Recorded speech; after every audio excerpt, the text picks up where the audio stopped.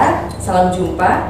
Saya Dr. Silvi, spesialis mikrobiologi klinik dari bagian atau instalasi laboratorium mikrobiologi Rumah Sakit Panterapi. Saat ini saya ingin berbincang dengan Anda tentang bagaimana kita menjaga supaya antibiotik tetap bisa kita gunakan sampai anak cucu kita. Sahabat sehat, pernahkah Anda mengalami diare, demam, batuk, atau pilek dalam 1 tahun terakhir ini? Dan apakah semua gejala itu harus atau perlu mengkonsumsi antibiotik? Jawabannya tentu saja tidak perlu. Karena gejala-gejala yang saya sebutkan tadi bisa disebabkan karena infeksi atau non-infeksi, misalnya alergi. Dan kalaupun infeksinya tidak melulu karena bakteri.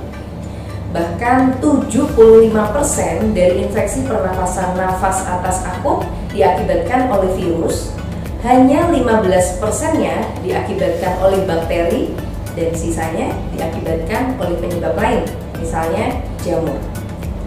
Akan tetapi sahabat sehat, Badan Kesehatan Dunia WHO dalam surveinya menemukan bahwa penggunaan antibiotik mencapai lebih dari 80% pada kasus-kasus ISPA, terutama saat pandemi COVID-19 ini. Wah, angka ini adalah angka yang sangat besar ya, dan terbayang jika digunakan secara tidak rasional akan mengakibatkan bahaya. Nah, apa saja bahayanya? Mari kita simak 5 bahaya menggunakan antibiotik yang tidak sesuai dengan indikasinya. Bahaya yang pertama, kuman penyebab penyakit menjadi kebal terhadap antibiotik, sehingga angka kematian karena infeksi bakteri pun semakin meningkat. Sahabat sehat, pada tahun 2019, angka kematian karena infeksi bakteri yang tahan obat ini mencapai 1,5 juta jiwa kematiannya di seluruh dunia, dan hal ini bukan angka yang kecil. Nah, bahaya yang kedua, sisa buangan antibiotik dari pasien yang menggunakan antibiotik tidak bijak ini akan mencemari lingkungan, misalnya dari urin dan fesesnya. Dan hal ini akan memicu berkembangnya bakteri-bakteri lingkungan yang kebal obat juga. Ingat bahwa penggunaan antibiotik ini bukan hanya pada manusia, tetapi pada hewan dan juga tumbuhan. Terbayang bahwa akumulasi di lingkungan akan sangat tinggi.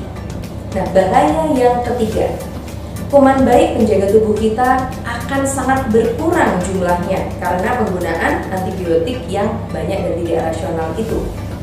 Menurunnya angka kuman baik penjaga tubuh kita ini akan memicu timbulnya masalah-masalah kesehatan yang lain.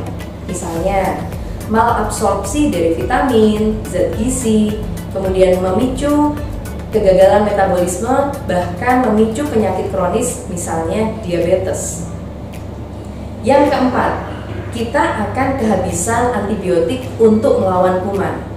Penemuan antibiotik ini bisa memakan waktu belasan hingga puluhan tahun, dan anggarannya bisa mencapai miliaran bahkan triliunan. Sehingga harus kita jaga untuk antibiotik yang sudah ditemukan dan sudah dikonsumsi secara luas, ini bisa rasional kita gunakan. Bahaya yang kelima, berkembangnya mutasi mikroorganisme yang potensial menjadi penyebab pandemi berikutnya. Mutasi sebenarnya adalah cara alami dari mikroorganisme untuk bertahan hidup. Mutasi misalnya, bakteri ini mengembangkan kemampuan untuk mempertebal dindingnya, untuk membuat selubung atau mempercepat gerakannya, sehingga perpindahan atau penularan bakteri ini menjadi cepat dari satu orang ke orang yang lain, atau dia jumlahnya semakin banyak di lingkungan dan juga bisa menginfeksi semakin mudah. Nah, 5 bahaya ini diakibatkan karena penggunaan antibiotik yang tidak rasional. Nah, setelah kita mengetahui bahayanya, bagaimana cara kita menanggulangi atau mencegah supaya tidak terjadi bahaya tersebut? Yang pertama, mengkonsumsi antibiotik hanya ketika infeksi yang disebabkan oleh bakteri dan diresepkan oleh dokter. Yang kedua, Jika diresepkan antibiotik, konsumsilah sesuai dengan aturan, dosis, dan jadwal yang telah diinformasikan. Yang ketiga, jika antibiotik ini belum habis, jangan disimpan untuk dipakai pada infeksi serupa karena mungkin penyebabnya berbeda. Jadi sahabat sehat tetap harus berkonsultasi dengan dokter Anda. Yang keempat, teratur mengkonsumsi probiotik untuk menjaga angka kuman baik, dan ini akan mencegah kita dari penyakit dan meningkatkan imunitas.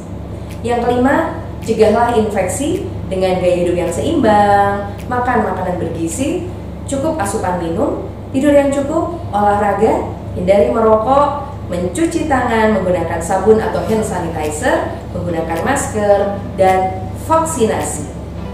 Nah, demikian informasi kesehatan dari saya.